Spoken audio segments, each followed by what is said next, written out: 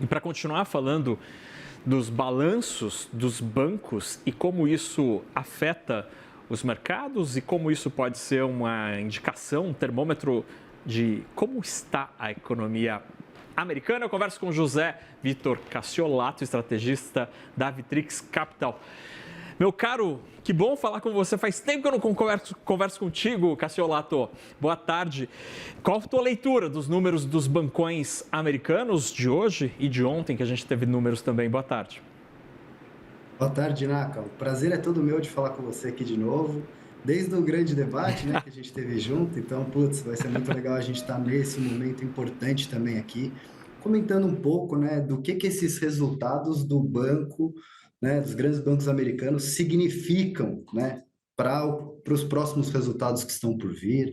E acho que vai ser muito interessante falar um pouco sobre essa natureza dos bancos americanos. Por exemplo, quando a gente considera a instituição financeira, é importante a gente perceber que ela, na verdade, ela expressa o que acontece em diversos segmentos da economia. O banco, ele atua como um parceiro nos diferentes setores. Então, ao ver esses resultados positivos, a gente fica otimista, né, com relação aos resultados que podem vir ainda relacionados a esse segundo trimestre de 2025. Então, dá para esperar que no segundo trimestre, pelo menos, a atividade bancária seja um termômetro de que foi possível para o setor privado americano vender mais e ter lucro maior no segundo trimestre? Os números indicam que sim, Naka, e aqui acho que vale a gente pensar nessa composição dos lucros dos bancos americanos, né? Por um lado, tiveram atividades voltadas ao crescimento, que aqui são especificamente, por exemplo, as atividades de trading tiveram uma receita expressiva, principalmente no caso do Goldman Sachs, mas também tiveram uma receita expressiva no caso do JP Morgan também. A atividade bancária de mergers and acquisitions, né, a atividade de M&A se mostrou muito forte também ao longo desse período, mas a gente não pode deixar de lembrar que é um momento curioso para os bancos, porque apesar deles se beneficiarem desse crescimento, diferente de outros setores da economia, eles se beneficiam também dos juros altos. Então, se a gente puder fazer até um paralelo aqui com o caso dos banqueiros brasileiros, né, os nossos bancos aqui, esse foi um trimestre, né, e não só o resultado dele, mas o guidance que foi apresentado, é um trimestre em que mostra o poder dos juros altos no impacto positivo na receita dos bancos.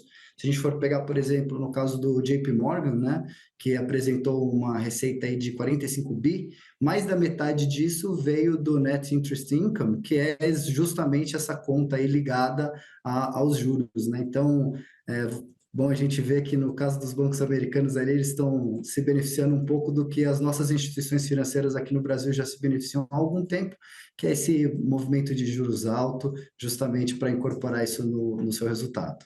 Agora, Cassiolato, a política monetária americana, com esse juro elevado, ou elevado, sim, já foi maior, né? Mas com essa queda muito gradual dos juros nos Estados Unidos, havia expectativa de que a atividade sofresse de maneira mais clara em algum momento de 2025.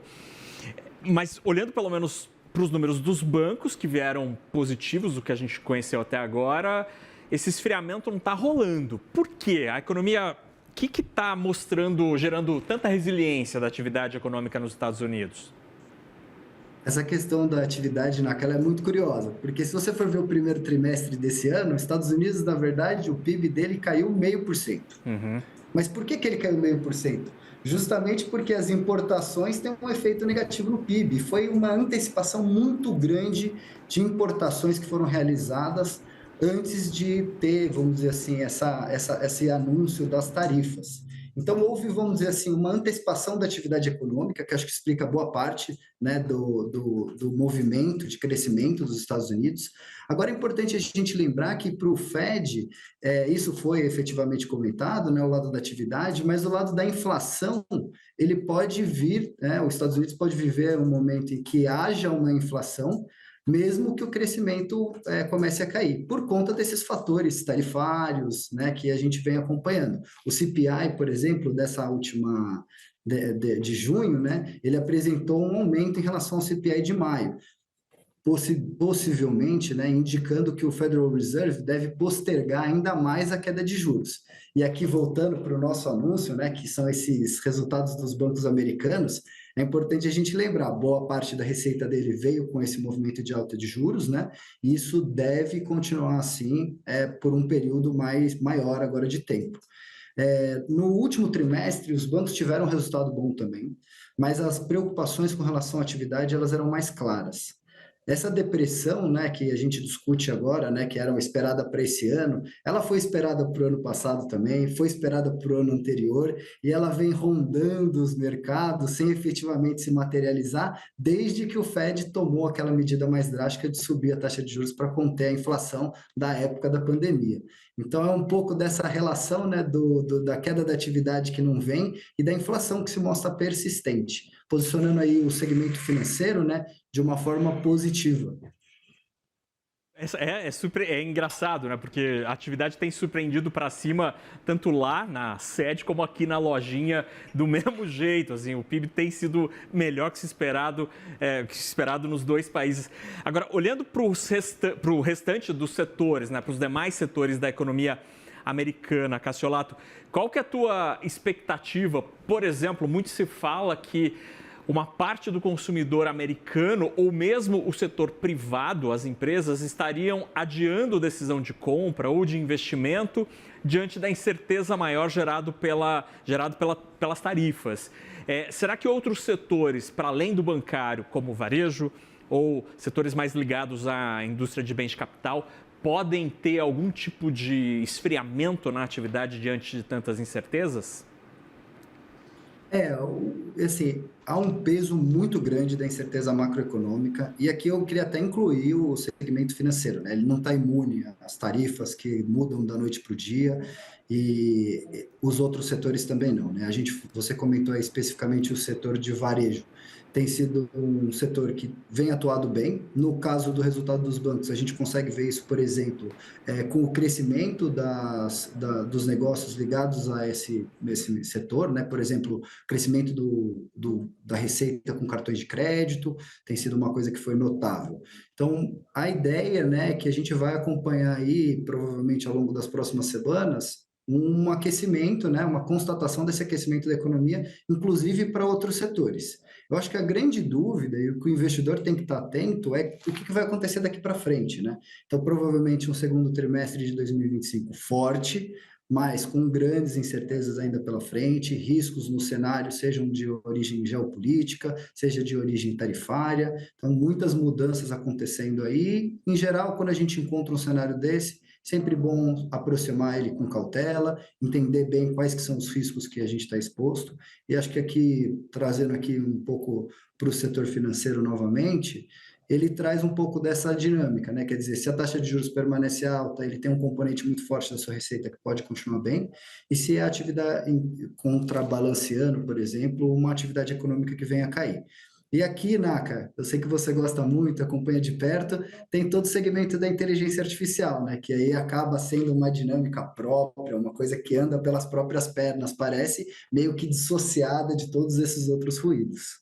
E Cassiolato, só para a gente terminar essa conversa interessantíssima, queria te ouvir como observador dessa história toda e o que você tem dito para os seus clientes aí na Vitrix Capital sobre Trump e Powell. Hoje teve essa confusão toda ali de que vai tirar o Powell, não vai, e aí depois aparece Trump dizendo, olha, não é bem isso.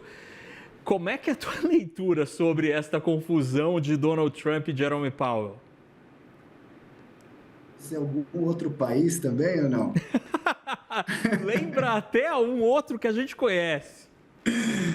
Acho que assim, é natural, né, ter esses embates entre o que é a gestão da política monetária e o governo. A situação nos Estados Unidos aqui, para trazer o assunto à tona para todos, que o Naka se refere, é a seguinte: com a manutenção dos juros altos, você tem um freio de mão puxado na economia. E do lado do Donald Trump, ele gostaria que já deu a entender, né, que enxerga isso como um erro de política monetária que prejudica os Estados Unidos. Então, existe uma pressão entre ele e o presidente hoje do Banco Central, que é o Jerome Powell, no sentido de fazer esse cabo de guerra entre ser mais conservador e privilegiar a estabilidade financeira ou tomar uma atitude um pouco mais política, que seria aí ligada à redução do universo de juros. Hoje foi um dia simbólico, como o Naka falou, a gente passa por o começo do processo de transição, que provavelmente vai culminar com um novo nome à frente do Fed. A expectativa do mercado é que seja um nome um pouco mais dovish, já tem ali alguns candidatos preferidos, assim, que são pessoas que estão mais próximas do Trump, o próprio Scott Bessent, que é o tesoureiro, né, do governo americano, né, já é uma pessoa que foi citada também, mas acho que ainda está um pouco cedo para a gente saber direito para que lado que o mercado vai caminhar e como que o Donald Trump vai reger, né, essa troca, que é sempre muito importante que seja feita de forma estável, justamente para evitar, né, que haja uma, por exemplo, queda de credibilidade no Banco Central, o que seria muito custoso para a economia americana como um todo. Então, acho que assim, são vários fatores, né? A gente está passando por esse momento de transição, de escolha, de mudança, mas é importante a gente enxergar aí nesse fiel da balança, né? O que está acontecendo com os dados econômicos efetivamente, né? E o que tudo mostra é, novamente, uma atividade super resiliente, que surpreende todos aqueles que esperavam pela recessão, inclusive a gente no momento teve essa perspectiva e depois a gente acabou entendendo que os juros não teve o impacto que a gente imaginava na atividade americana e, por outro lado, um conservadorismo para manter aí essa ancoragem de expectativa dos investidores de longo prazo, que é tão importante para você conseguir, né, fazer a economia atuar de uma forma funcional. Se tivesse $10, Cassiolato, para apostar, Jerome Powell fica até o último dia ou sai antes? Eu diria que ele fica até o último dia e sai na primeira hora. Muito bem. Olha, mais em cima do muro não dava para ter uma resposta, Cassiolato. José Vitor Cassiolato, estrategista da Vitrix Capital. Obrigado pela conversa, meu caro. Obrigado. Desculpa a brincadeira aqui no finalzinho, mas obrigado pela conversa. Imagina, eu que agradeço, Naka. Sempre um prazer estar com você aqui. Eu sou um grande fã. Tudo de bom. Muito bem. Abraço. Boa tarde.